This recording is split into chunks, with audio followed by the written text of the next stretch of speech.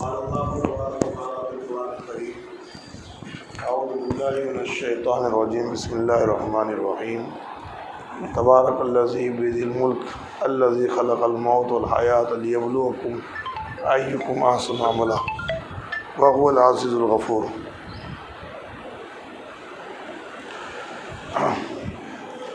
محترم بھائیوں، بزرگوں اور عزیز ساتھیوں، اللہ کا بڑا کرم اور بڑا احسان کہ پروردگار عالم نے ہمیں ایمان اور اسلام جیسی عظیم نعمت عطا فرمائی۔ دنیا میں سب سے بڑی نیکی اگر کوئی ہے تو اسلام اور ایمان ہے، اور سب سے بڑا گناہ اگر کوئی ہے تو شرک اور کفر ہے۔ اللہ کا شکر ہے کہ اللہ نے سب سے بڑی نیکی ہمارے دامن میں عنایت فرمائی، اور سب سے بڑے گناہ سے اللہ نے ہم کو بچا کے رکھا۔ دنیا میں انسان بہت مختصر ٹائم کے لیے آیا ہے۔ بیان کرنے کا اور سننے کا اصل مقصد جو ہے وہ موت کی یاد تازہ کرنا اور موت سے لوگوں کو ڈرانا اور آخرت کی تیاری پر ابھارنا ہے۔ کیا ہے؟ اللہ تعالیٰ نے قرآن پاک میں ارشاد فرمایا کہ بڑی بابرکت ہے وہ ذات جس نے موت کو اور زندگی کو پیدا کیا، کائے کے لیے؟ تاکہ وہ لوگوں کو آزمائے کہ اچھے اعمال کر کے کون آتا ہے۔ اور ایک جگہ اللہ تعالیٰ نے ارشاد فرمایا یا ایھا الذین آمنوا قوا انفسکم واہلکم نارا، اے ایمان والو تم اپنے آپ کو اور اپنے گھر والوں کو جہنم کی آگ سے بچاؤ۔ اب بتاؤ، آگ کا جو مسئلہ ہے، جہنم کی آگ تو بہت دور کی بات ہے۔ آگ دنیا کی بھی اگر ہو، جس آگ کی آخرت اور جہنم کی آگ کے مقابلے میں کوئی حیثیت نہیں، دنیا کی بھی آگ اگر لگی ہو تو آدمی یہ نہیں دیکھتا کہ یہ دوست کا گھر ہے یا دشمن کا گھر ہے، مسلم کا ہے یا غیر مسلم کا ہے، اس کو بجھانے کی کوشش کرتا ہے۔ دنیا کی آگ کے بارے میں حال ہے، تو پھر آخرت کی آگ کے بارے میں آدمی نے کتنی کوشش کرنا چاہیے؟ وہ بھی اپنے اہل و عیال کے بارے میں۔ دنیا کا یہ حال ہے کہ اگر محلے میں کہیں آگ لگی ہو، چاہے پھر اپنے دشمن کا گھر ہو، کبھی اس کے گھر کو بھی جلتا ہوا دیکھنا پسند نہیں کرتا آدمی۔ اس کے گھر کو بجھانے کے لیے وہ اپنے گھر سے پانی لے کر جاتا ہے اور اس کے گھر کو بجھاتا ہے۔ آگ کے بارے میں تو آدمی کا یہ خیال اور اتنی ہمدردی ہے، وہ ایسا کیوں کرتا ہے بھائی؟ کیوں بجھاتا اپنے گھر سے پانی لے جا کے؟ وہ اس لیے بجھاتا ہے، آدمی بھی اتنا سیدھا نہیں ہے، انسان بہت مطلب پرست ہے، چاہے میں ہوں، آپ ہو، کوئی بھی ہو، وہ اس کے فائدے کے لیے نہیں بجھا رہا ہے، اپنے فائدے کے لیے بجھا رہا ہے کہ اگر اس کے گھر کو نہیں بجھایا گیا تو یہ آگ دھیرے دھیرے آدھے گھنٹے میں میرے گھر کو بھی اس لپیٹ میں لے لے گی، اس لیے بجھا رہا ہو۔ آ رہی بات سمجھ میں؟ تو یہ ہم کو سمجھ میں آتا ہے، لیکن باجو کے بچے بگڑے ہوئے ہیں، ان کا گھر خراب ہے، ان کی فیملی خراب ہے، یہ سمجھ میں نہیں آتا کہ سال 2 سال میں 5 سال میں 8 سال میں یہ دھیرے دھیرے محلے میں آگ پھیلنے والی ہے، ان کو روکو۔ اور جہنم کی آگ کیا ہے؟ جہنم کی آگ کا مسئلہ ایسا ہے کہ جتنے بھی گناہ ہے یہ سب جہنم کی آگ ہے۔ کیا ہے؟ جتنے بھی گناہ ہے یہ جہنم کی آگ ہے۔ اس کی مثال کیسی ہے کہ آدمی آج کل تو اللہ نے سمجھنے کے لیے سارے مسئلے آسان کر دیے ہیں۔ ایک بند کمرہ ہو، اس کی کھڑکیاں بند ہو، روشن دان بند ہو، ہوا پار ہونے کی کوئی جگہ نہ ہو، اور غلطی سے کمرے میں ریگولیٹر کچن میں چالو چھوٹ جائے اور آدمی تھوڑے دن کے بعد میں گھر میں آئے اور لائٹر جلا دے تو کیا بتاؤ، چولہا ہی آگ پکڑے گا یا پورا کمرہ آگ پکڑے گا؟ یہ جو گیس کی جو بو آتی ہے، یہ بدبو ڈالی جاتی ہے گیس کے اندر تاکہ کہیں گیس ہو تو لیکیز ہو جائے تو معلوم پڑ جائے، آدمی خطرے میں نہ رہے۔ گیس میں بدبو نہیں ہوتی ہے، بدبو کو ڈالا جاتا ہے، اس کی علامت ہے کہ گیس نکل رہی ہے، سنبھل کے رہو۔ تو فرمایا کہ یہ جو جس طرح کمرے میں گیس پھیل جاتی ہے اور لائٹر جلاتے ہی پورا کمرہ جل جاتا ہے۔ کہا بس یہ گناہ جو ہے یہ جہنم کی آگ ہے، آپ اپنی قبر میں گیس بھرتے جا رہے ہو، اور موت اس کا لائٹر ہے۔ کیا ہے؟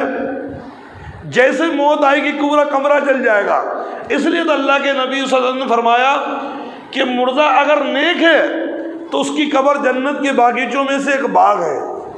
اللہ ہم سب تمام کی قبروں کو اور ہمارے بزرگوں کی قبروں کو جنت کا باغیچہ بنائے۔ اور اگر مردہ برا ہے، اللہ ہماری حفاظت فرمائے، وہ جہنم کی گڑھوں میں سے گڑھا ہے۔ کیا ہے؟ اس لیے تو کہا جاتا ہے بزرگوں قبروں کیا بولتے ہیں؟ روزہ کیا بولتے ہیں؟ یعنی ہمارا یہ عقیدہ ہے کہ اچھے لوگ ہیں، یہ امید ہے کہ ان کی قبریں جنت کا باغ بن گئی ہوگی، اس لیے تو اس کو روزہ کہا جاتا ہے کہ بھئی یہ روزہ ہے۔ تو بزرگوں اور دوستوں، اللہ نے ایک موقع دیا، اور میں تو کہتا ہوں کہ اللہ کے نبی نے جو دعائیں سکھلائی ہے ان دعاؤں پر غور کرنا چاہیے اور آدمی نے پڑھتے رہنا چاہیے۔ بتاؤ، اللہ کے نبی نے سوتے وقت ایک دعا سکھلائی، اللہم بسمک اموت و احیا، اے اللہ میں تیرے نام سے مرتا ہوں اور تیرے نام سے زندہ ہوتا ہوں۔ کیوں؟ فرمایا کہ جب آدمی سونے لگے تو سونے سے پہلے صبح سے شام تک کا وہ حساب کرے کہ میں نے کیا اچھا کیا اور کیا برا کیا۔ اگر اچھا کام کیا ہے تو آدمی اللہ کا شکر ادا کرے کہ پروردگار عالم میرے اندر کوئی نیکی کرنے کی طاقت نہیں تھی، تیرا احسان ہے کہ تو نے تیرے فضل سے یہ کام کروا لیے۔ کیونکہ اگر آدمی اللہ کا شکر ادا کرے گا تو اللہ اور اس کو نیکی کرنے کا توفیق دے گا۔ لئن شکرتم لازیدنکم، اللہ اور توفیق دے گا۔ اور اگر کوئی نیکی نہ کر پایا تو توبہ کرے اور استغفار کرے کہ پروردگار عالم تو نے صبح سے شام تک مجھے نیکی کرنے کا موقع دیا تھا، میں ہی نالائق تھا کہ میں نے دین گنوا دیا، اب تو مجھے معاف فرما، اور میں توبہ کرتا ہوں کہ انشاءاللہ اب جو میری صبح ہوگی وہ اچھائی کے ساتھ ہوگی، نیکی کے ساتھ ہوگی، تو میری کوتاہیوں کو معاف فرما۔ اللہم بسمک اموت و احیا، یا اللہ میں تیرے نام سے مرتا ہوں اور تیرے نام سے زندہ ہوتا ہوں۔ کیوں؟ کہ موت بھی، نیند جو ہے موت کی چھوٹی بہن ہے۔ کیا ہے؟ جب آدمی سوتا ہے تو آدمی کیا کرتا ہے؟ کرتا اتار لیتا ہے، ٹوپی نکال لیتا ہے، چشمہ اتار لیتا ہے، پاجامہ اتار کر لنگی لگا لیتا ہے۔ چھوٹی بہن آتی ہے تو آدمی کے آدھے کپڑے اتارتی ہے، چھوٹی ہے وہ۔ بڑی والی آتی ہے تو آدمی کے پورے کپڑے اتارتی، کیا کرتی ہے؟ پورے کپڑے اتار کے لے کے چلی جاتی ہے۔ تو کہا اس لیے سونے سے پہلے یہ دعا پڑھو، میں تیرے نام سے مرتا ہوں اور تیرے نام سے زندہ ہوتا ہوں۔ کیونکہ کئی لوگ بیچارے سوتے ہیں تو سوتے ہی رہ جاتے ہیں، اٹھ ہی نہیں پاتے، اس لیے اللہ کا نام لے کر سوئے، اللہم بسمک اموت و احیا، اور جب سو کر اٹھے جب بھی یہ دعا پڑھے الحمدللہ الذی احیانا، تمام تعریفیں اس پروردگار عالم کے لیے ہے جس نے موت کے بعد ہم کو دوبارہ زندگی بخشی۔ یہ سب دعاؤں میں اللہ کے نبی نے پیغام دیا ہے۔ اب دیکھو، آئینے میں ہم شکل دیکھتے ہیں تو کیا دعا پڑھتے ہیں؟ اللہم حسنت خلقی فحسن خلقی، اے اللہ تو نے میرے ظاہری شکل تو اچھی بنائی ہے، میری صورت تو اچھی بنائی ہے، میری سیرت بھی سنوار دے۔ انسان جو ہے وہ دو چیزوں کے مجموعہ کا نام ہے، ایک جسم ہے اور ایک روح ہے۔ روح کو سنوارنے کا نام سیرت سنوارنا ہے۔ تو فرمایا کہ جب آدمی آئینے میں شکل دیکھے گا تو دو باتیں ہیں، ایک تو خوبصورت آدمی ہوگا تو وہ اس فکر میں لگ جائے کہ پروردگار عالم تو نے شکل تو بہت اچھی بنائی ہے میری، کئی گناہ کر کے میں اس شکل پر دھبا نہ لگا لوں۔ کیونکہ آدمی شکل صورت کا اگر اچھا ہے اور کردار خراب ہے، جھوٹ بولتا ہے، دغاباز ہے، لوگوں کے ساتھ مکاری کرتا ہے، غداری کرتا ہے، عیاری کرتا ہے، تو شکل کتنی بھی خوبصورت ہو یہ آدمی لوگوں کی نگاہ محبوب بن سکتا کیا؟ تو کہا آئینے میں شکل دیکھے تو اچھی شکل لگے تو اس فکر میں لگ جائے کہ اللہ شکل تو نے بہت اچھی دی ہے، کئی غلط کام کے ذریعے، غلط کردار کے ذریعے میں اپنی اچھی شکل پر دھبا نہ لگا لوں، تو اس فکر میں لگ جائے۔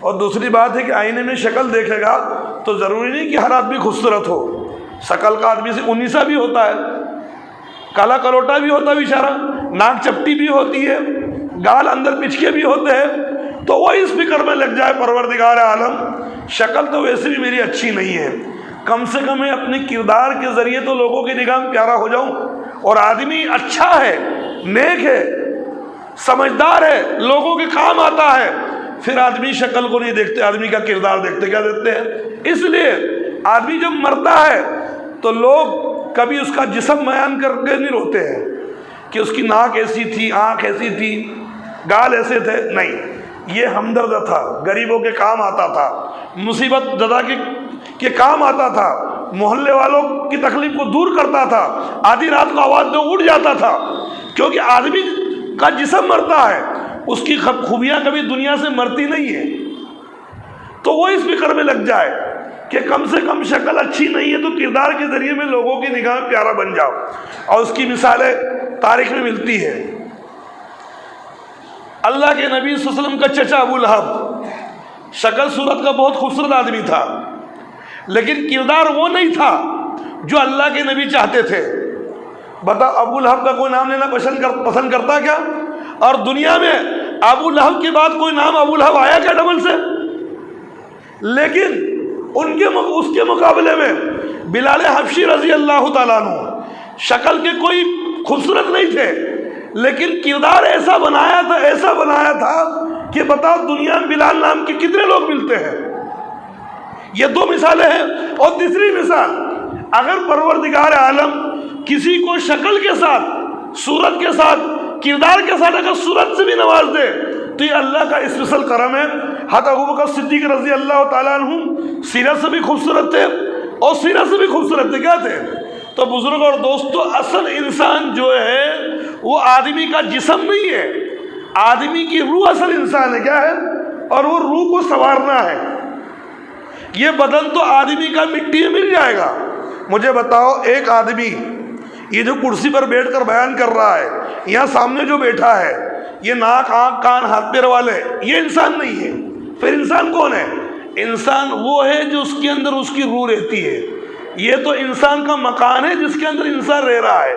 اس لیے آپ دیکھنا، ایک بچہ جب روتا ہے تو اس کی ماں اس کو سینے سے چمٹا کر دودھ پلاتی ہے، لیکن جب وہی بچے کا انتقال ہو جاتا ہے تو وہی گاؤں والے، محلے والے اس بچے کو منو مٹی زمین کے نیچے دفنانے کو تیار ہو جاتے ہیں۔ کیا آج تک کسی ماں نے اپنے بچے کو زمین کے نیچے دفنایا ہے؟ ایسا کوئی بھی نہیں کر سکتا ہے۔ لیکن وہ ماں، وہ باپ، وہ گاؤں محلے والے، رشتہ دار بھی جانتے ہیں کھٹیا پہ جو لیٹا ہے میرا بیٹا نہیں ہے، میرا بیٹا وہ تھا جو اس کے اندر رہا کرتا تھا، یہ تو میرے بیٹے کا مکان ہے، میرا بیٹا کہیں نکل کر جا چکا ہے اور مکان کو دفنانے میں کوئی حرج نہیں ہے۔ اس لیے دیکھو، کوئی آدمی بیمار ہوا، اس کو آپ دواخانے لے کے جاتے ہو، مان لو اس کا نام عبداللہ ہے، بھائی کس کو لے جا رہے ہیں؟ کہ عبداللہ بھائی کو لے جا رہے ہیں۔ ادھر ڈاکٹر کے پاس لے کر گئے، ڈاکٹر نے کہا کہ بھائی یہ تو انتقال ہو چکا ہے ان کا۔ اب جب واپس لاتے ہیں کوئی پوچھتا ہے کس کو لا رہے ہیں، اب یہ نہیں کہتے کہ عبداللہ کو لا رہے ہیں، اب یہ کہتے کہ عبداللہ کی ڈیڈ باڈی آ رہی ہے، عبداللہ کی لاش آ رہی ہے، عبداللہ کا جسم آ رہا۔ کیوں؟ عبداللہ کا جنازہ آ رہا ہے۔ عبداللہ تو اس باڈی میں سے نکل کر جا چکے ہیں، یہ تو عبداللہ کا مکان ہے۔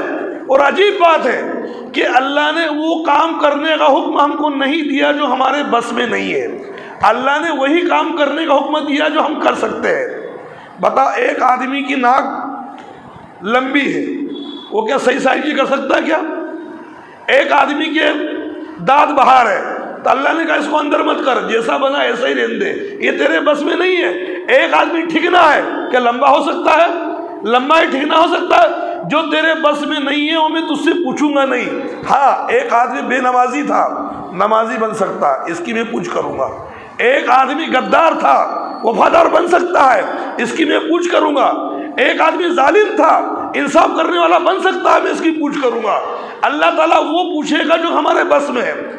تو یہ آدمی کا مکان ہے، آدمی تو اصل اس کی روح ہے، کیا ہے؟ اس لیے آپ دیکھو، آدمی جب مر جاتا ہے تو زندہ آدمی سے لوگوں کو ڈر نہیں لگتا، مردے آدمی سے لوگوں کو ڈر لگتا ہے، جبکہ مردہ بیچارہ کچھ نہیں کر پاتا ہے، وہ تو اپنے ہاتھ پیر بھی نہیں ہلا پاتا۔ ایک دوست جو رات دن دوستوں کے ساتھ گھومتا تھا، اس کو اگر یہ کہا جائے کہ تیرے دوستوں کو غسل دینا ہے، وہ کہے کہ اپنے بس کا کام نہیں۔ کیوں؟ کیونکہ یہ جو مکان ہے اس میں سے رہنے والا جا چکا ہے. جب مکان میں سے رہنے والے چلے جائے، جب تک مکان میں آدمی رہتا ہے، مکان کے جھاڑو لگتے ہیں، پوچھے لگتے ہیں، کلر ہوتا ہے، صفائی ہوتی ہے. جب مکان خالی ہو جاتا ہے اور حویلیاں جب ویران ہو جاتی ہے تو پرانی حویلی میں جانے میں ڈر لگتا. کیا لگتا ہے؟ تو یہ جو اندر مکان میں جو آدمی رہنے والا تھا یہ نکل کر کہیں اور جا چکا، اس لیے غسل دینے میں ڈر لگ رہا. کیا لگ رہا ہے نا؟ اگر بچوں کے کہا جائے کہ تمہارے باپ کا انتقال ہو گیا، آج تمہارے باپ کو تمہارے پاس ہی رات رہنے دو، کوئی پسند کرے گا کیا؟ تو بزرگوں دوستوں، روح کو سنوارنا کیا کرنا ہے. انبیاء جو آئے تھے وہ روحوں کو سنوارنے کے لیے آئے تھے، جسم کے لیے نہیں. ٹھیک ہے، جسم کی اپنی ضرورت ہے، لیکن اللہ میاں کے یہاں پر روح کے بارے میں پوچھو گی. اسی لیے آدمی کے جو بدن کی جتنی غذائیں ہیں، آدمی کا بدن کیسے بنا ہے؟ آدمی کا بدن مٹی سے بنا ہے، اور بدن کو جو چیزیں لگے گی وہ سب مٹی دیتی ہے. بدن کو شکر چاہیے، شکر کہاں سے پیدا ہوتی؟ بدن کو اچھا رکھنے کے لیے سیمنٹ چاہیے، سریا چاہیے، لوہا چاہیے، گٹی چاہیے، اناج چاہیے، سب ڈیزل چاہیے، پیٹرول چاہیے. سب کہاں سے نکلتا ہے؟ مٹی سے. اور روح کہاں سے آئی ہے؟ آسمان سے. اس لیے روح کی غذا بھی کہاں سے آئے گی؟ آسمان سے. قرآن مجید کہاں سے آیا بھائی؟ آسمان سے. سارے احکامات کہاں سے آئے؟ روح آسمان سے آئے تو اس کی غذا بھی کہاں سے آئے گی؟ آسمان سے آئے گی. اس لیے جب آدمی کا انتقال ہوتا ہے تو جو چیز جہاں کی وہاں پہنچ جاتی، روح اپنی جگہ پہ چلی جاتی ہے، بدن اپنی جگہ پہ چلا جاتا ہے. تو اس لیے ہر آدمی کو فکر یہ کرنا چاہیے کہ اپنے کردار کو، اپنے اعمال کو سنوار کر رکھوں. دیکھو، نماز روزہ جو ہم پڑھتے ہیں یہ اسلام کی علامتیں ہیں. کیا ہے؟ لوگ کہتے ہیں نا کہ یار یہ تبلیغ والے تو مسلمانوں کو آپس میں دعوت دیتے ہیں، اللہ کے نبی نے تو غیر مسلموں کو دعوت دی. بولتے نہیں بولتے؟ غیر مسلموں کو بھی دعوت دی جاتی ہے. غیر مسلموں کو اپنے کردار سے دعوت دی جاتی ہے. کیا کی دعوت دی جاتی ہے؟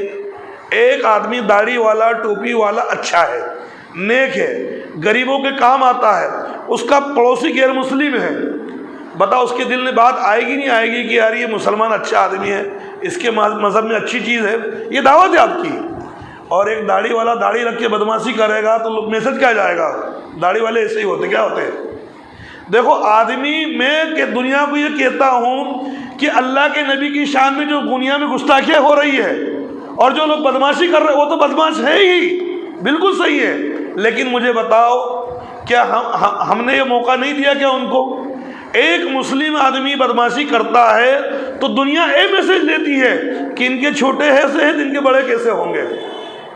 جب دنیا میں معین الدین چشتی رحمۃ اللہ علیہ جیسے لوگ تھے تو دنیا یہ کہتی تھی کہ جن کے چھوٹے ایسے ان کے بڑے کیسے ہوں گے. یہ بات آتی تھی کہ نہیں آتی تھی؟ تو ہمارے مذہب کو ہم نے بدنام کیا. کس نے بدنام کیا ہے؟ ہم کو غیروں کے ساتھ رہنے کے طریقے نہیں یاد ہیں، ہمیں اپنے نبی کا کردار یاد نہیں ہے. دین دو طریقے کا ہے. دیکھو، میں لوگوں کو یہ بات کہتا ہوں کہ ایک تو ہے صبح اٹھ کر فجر کی نماز پڑھنا. ایک مسلمان فجر کی نماز پڑھتا ہے، فجر کی نماز پڑھنے کی برکت اپنی جگہ پر ہے، فجر کی نماز پڑھ کر سو جاتا ہے. ایک غیر مسلم آدمی فجر کی نماز نہیں پڑھتا ہے، وہ جلدی اٹھتا ہے اور اٹھ کر کاروبار میں لگ جاتا ہے. اس کو فجر کی نماز پڑھنے کی برکت حاصل نہیں ہے، لیکن صبح اٹھنے کی برکت اس کو حاصل ہے. کاروبار اس کا چل رہا ہے، اس کا بدن سست ہے، وہ اپنی کھیتی باڑی کے کام دھندے جو کر رہا برابر کر کے آ رہا ہے، اور اس کو فجر کی نماز کی برکت حاصل ہے. صبح جلدی اٹھنے کی برکت حاصل نہیں کہ فجر کی نماز پڑھ کے سو گیا. بھائی مارکیٹ میں تو وہ آدمی چھا جائے گا جو جلدی جائے گا. مجھے بتا، مسجد کا دروازہ کون کھولے گا؟ اور مسجد میں کس کی چلے گی؟ جو مسجد میں سب سے پہلے آتا ہے وہ دروازہ کھولے گا، جو جھاڑو پوچھے لگاتا ہے وہ مسجد کا مائک سنبھالے گا. آپ اگر آدھے گھنٹے لیٹ آ رہے ہو اور کہہ کہ آزان میں دوں گا تو ہر کوئی بولے گا نہیں، اس کا حق زیادہ، وہ پہلے آ رہا، کیا کر رہا ہے؟ تو ہم جو ہے لیٹ آتے ہیں، لیٹ جاتے ہیں، ہمارے کاروبار میں برکت نہیں، ہماری زندگی میں برکت نہیں. تو بزرگوں اور دوستوں، ہمیں وہ چیزیں اپنانا چاہیے جو اللہ کے نبی ہمیں سکھلا کے گئے ہیں. زندگی جبھی ہماری کامیاب ہوگی. اور اپنے بدن کے ساتھ اپنے روح کو سنوارنے کی فکر کرو. کیا کرو؟ اللہ کے نبی صلی اللہ علیہ وسلم جو کردار لے کر آئے تھے وہ کردار ہم سب کو سنبھالنے کی ضرورت ہے۔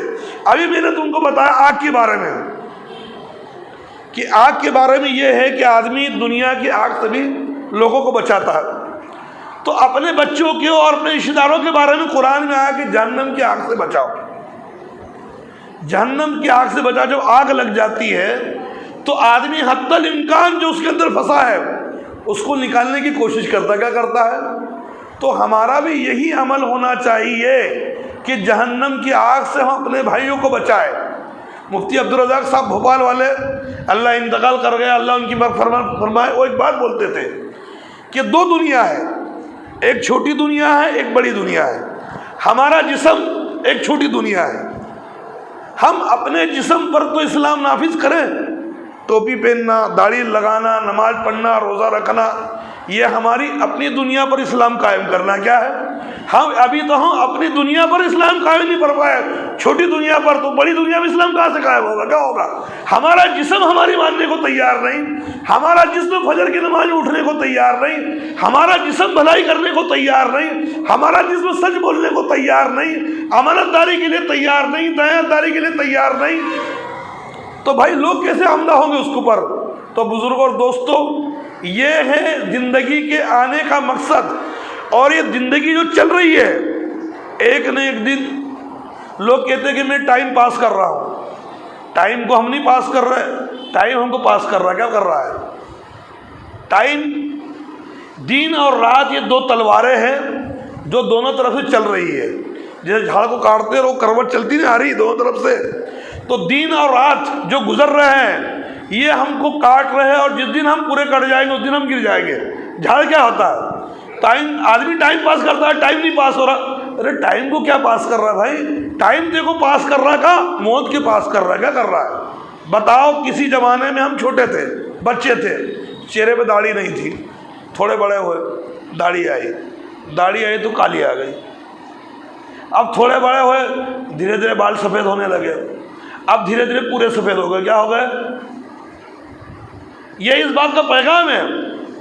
وہ بزرگ کہتے ہیں کہ فرشتے سے کسی نے آ کے پوچھا کہ بھائی تم آ جاتے ہو موت روح قبضہ کرنے کے لیے اور کوئی نوٹس بھی نہیں دیتے ہو؟ کہ میں نے کئی نوٹس آتے میرے، بولے گئے کہ جب آدمی بیمار ہوتا ہے یہ میرا نوٹس ہے، آدمی بوڑھا ہوتا ہے یہ میرے نوٹس ہے، آدمی کے بال سفید ہوتا ہے یہ میرے نوٹس ہے۔ کیا ہے یہ؟ کتنے نوٹس میرے آتے ہیں؟